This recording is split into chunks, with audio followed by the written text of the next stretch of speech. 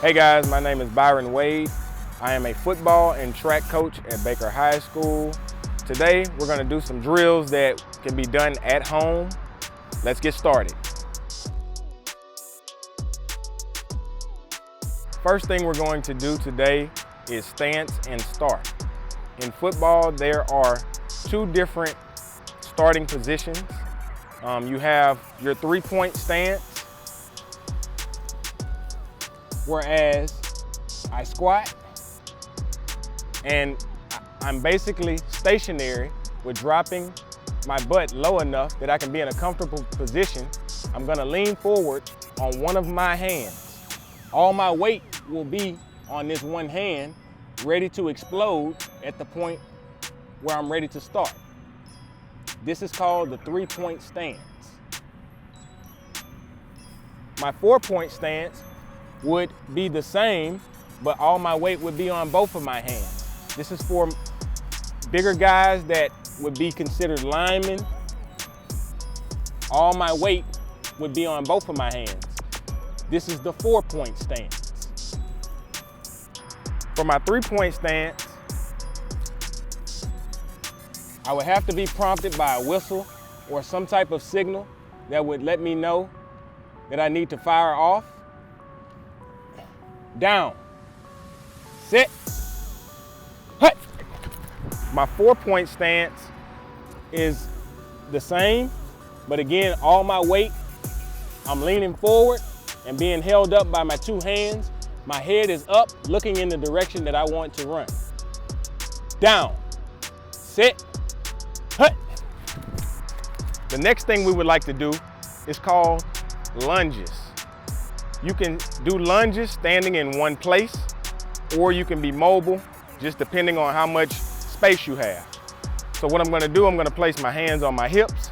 I'm gonna take a big step, but I do not want my knee to touch the ground.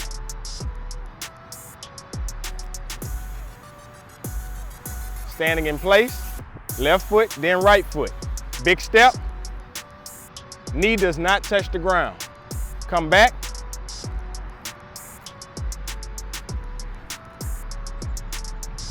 Now I'm going to add in a lunge and twist.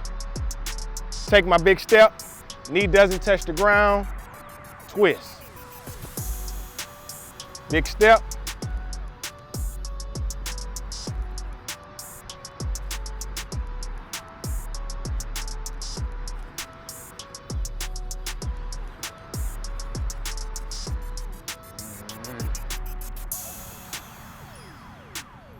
The next thing we're gonna do, we're gonna talk about backpedaling.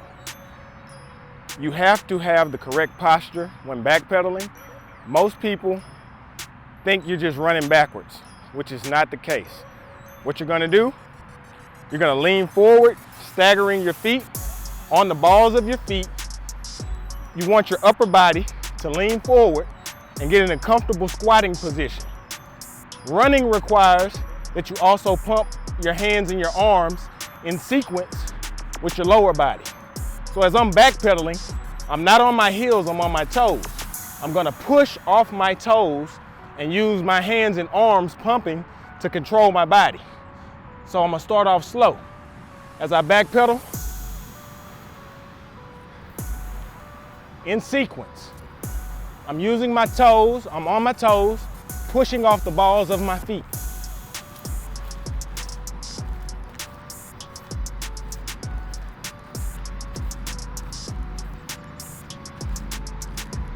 Leaning forward, pushing off my toes.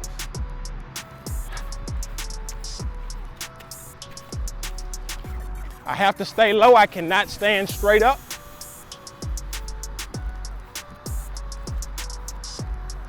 Next thing we want to do is focus on hand-eye coordination.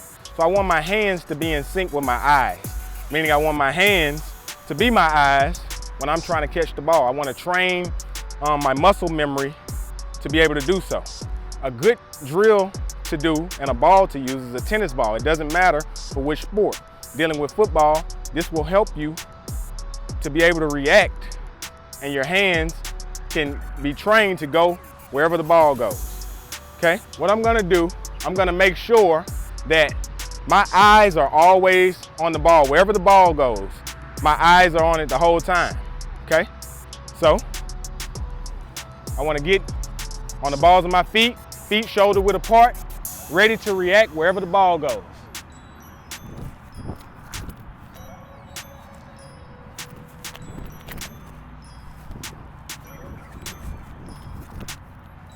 My eyes are on the ball the entire time.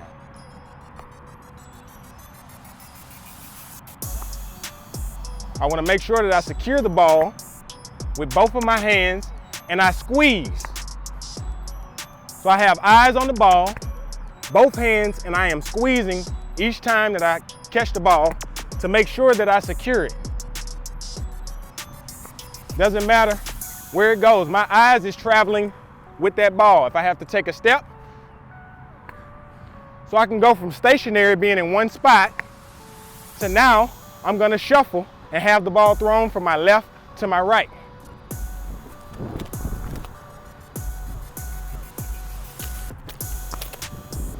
Eyes on the ball the entire time. Two hands and secure it.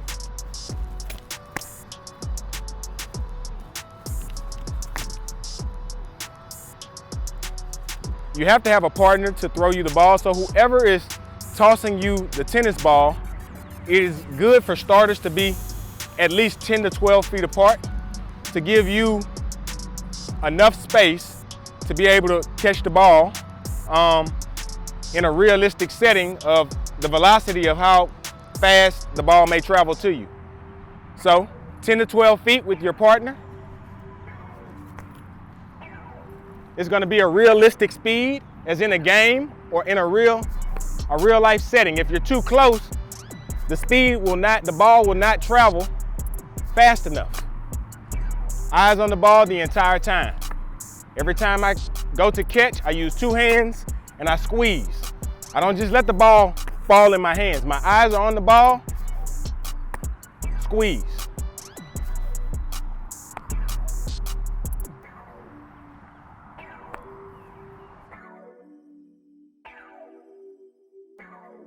Now we want to transition to the fundamentals of catching a football.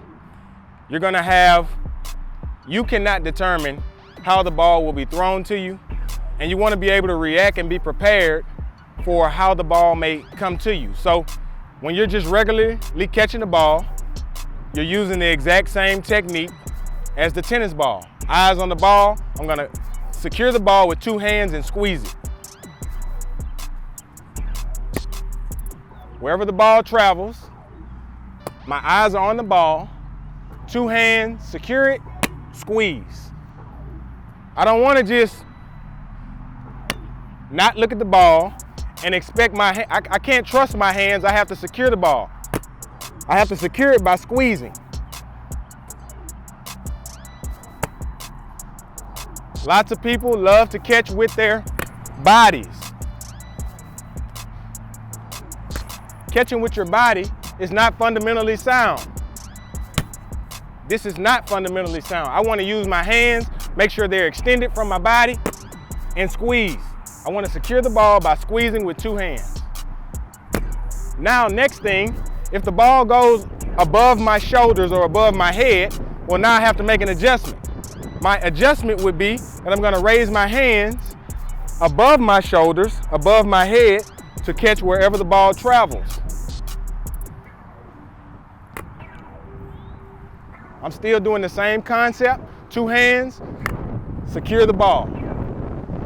Securing the ball with two hands, squeezing above my shoulders. Even if I have to leave the ground and jump, I'm still using my eyes on the ball the entire time, squeezing to secure the ball.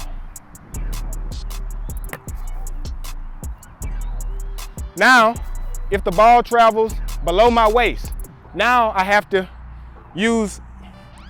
turn my hands so that I can secure the ball underhanded. I have to bend down, but it's the same concept. Eyes on the ball, two hands squeeze. if the ball is below my waist. So now I'm ready. No matter how the ball may come to me, I can react by knowing that the ball can travel above my shoulders, below my waist, and it can come straight to me.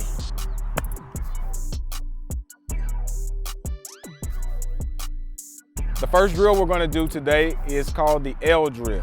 The L drill focuses on running full speed, accelerating at a full speed, and then changing directions and going full speed again. When you transition, that is considered starting and stopping. You have to drop your hips to be able to maintain your speed without getting off track. I'm going to walk the path of this drill, and then I'm going to demonstrate full speed. I'm going to run full speed all the way to this first cone. I'm going to go around it. I'm going to this next cone, going around it as fast as I can, coming back to this cone, and I want a crisp, concise path down here. I want to run this path as fast as possible. I'm going to get in my three-point stance as I'm on the right side of this cone, leaning forward, and as I transition from each cone, I'm going to drop my hips so that I can maintain speed in changing directions. Down, sit, hut.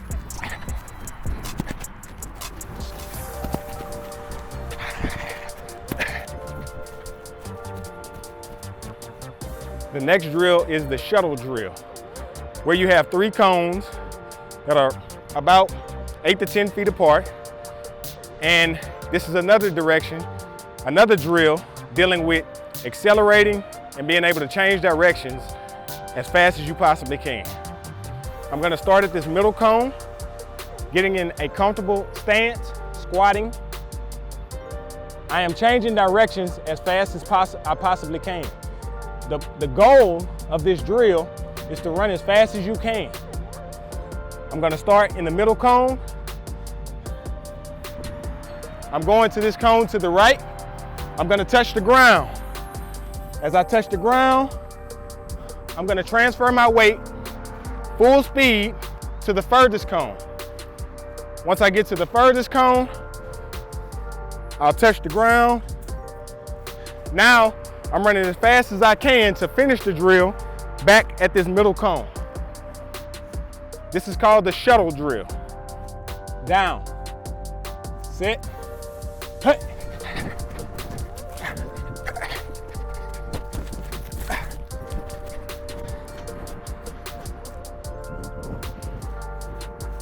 I can go both ways. Now I'm going to travel to this cone and basically invert what I just did.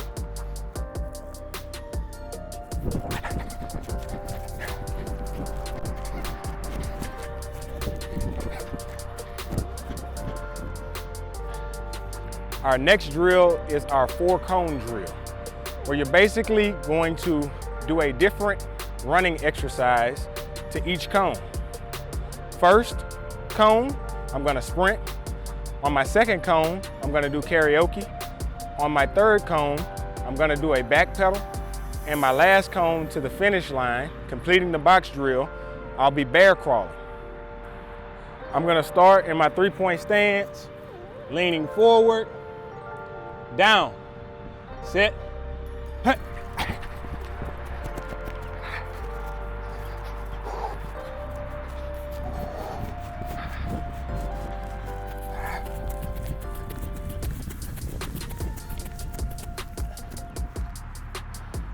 Okay, my next drill is called the W drill.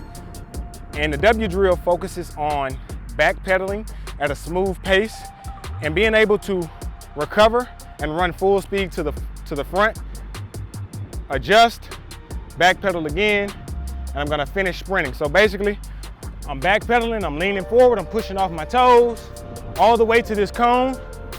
When I get to this cone, now I want to run full speed forward. Coming down to this cone. Readjust, back pedal to this cone, explode out, finishing full speed, accelerating to this cone. Down, sit, hut.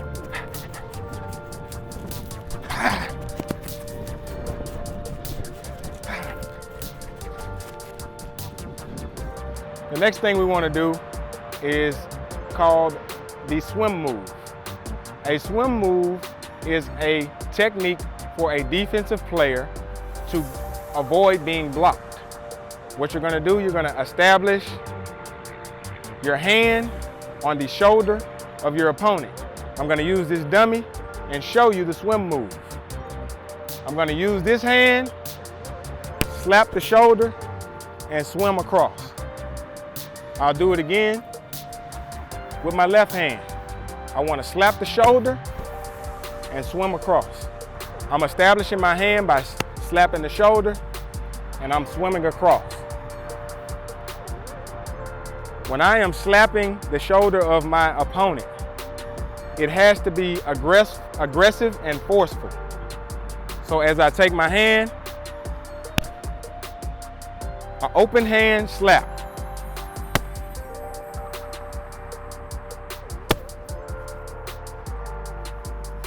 For me to put it all together, 3-point stance. I'm looking at my opponent and I have to determine which shoulder I'm gonna attack.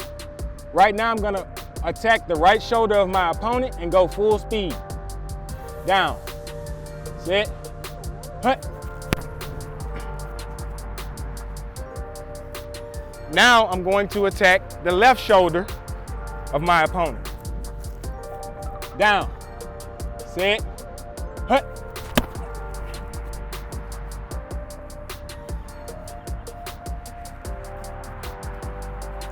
Down, sit, hut.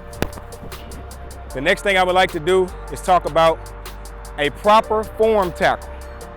When tackling, understand that anytime you're being physical, even though you have equipment that protects you on, if you don't do this properly, you can seriously injure yourself. What I want to do is make sure I'm in an aggressive stance where I can explode into the ball carrier. I always want to have my head and my eyes up. I always want to see where I'm going. I never want to duck my head down. Now I'm blind if I'm looking at the ground, but I also put myself at risk to have a spinal injury by making contact like this. I never want my head to be down or for me to lead with the crown of my head. I always want my eyes up. Now, when tackling, you use your shoulder and you will have shoulder pads. To prepare and practice on making a proper form tackle, you want to envision the ball being on one side of the ball carrier. I want to put my head on the side that the ball carrier has the ball on. So for now, I'm going to demonstrate as if the ball carrier has the ball in his right hand, which would be to my left.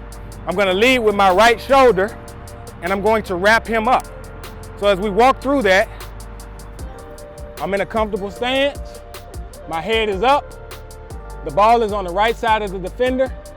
My eyes will be up and my head is going on the right side of that ball carrier. As I go in, my head is up. My head is on this side. I use my right shoulder.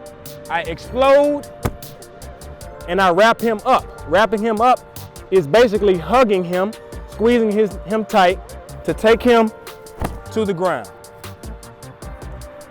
Now I'll demonstrate that full speed. Down, sit, hut. One more time. Down, sit, hut.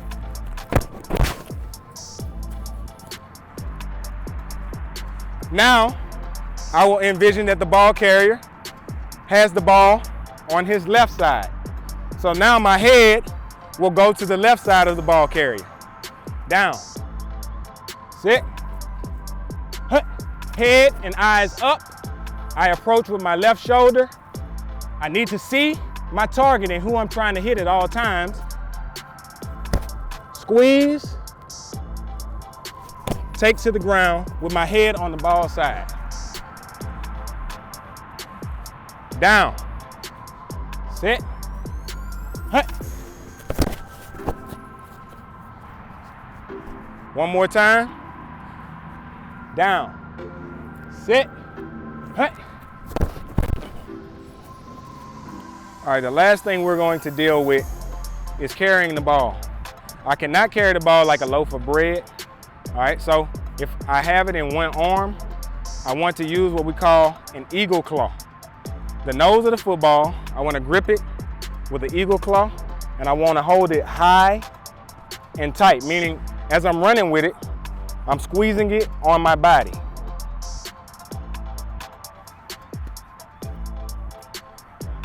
So as I'm tossing the ball, I'll put it in my right arm as such. Sit, hut.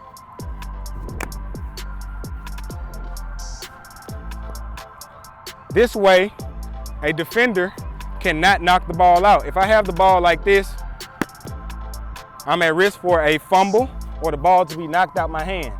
So proper technique would be eagle claw on the nose of the football, squeeze the ball against my chest.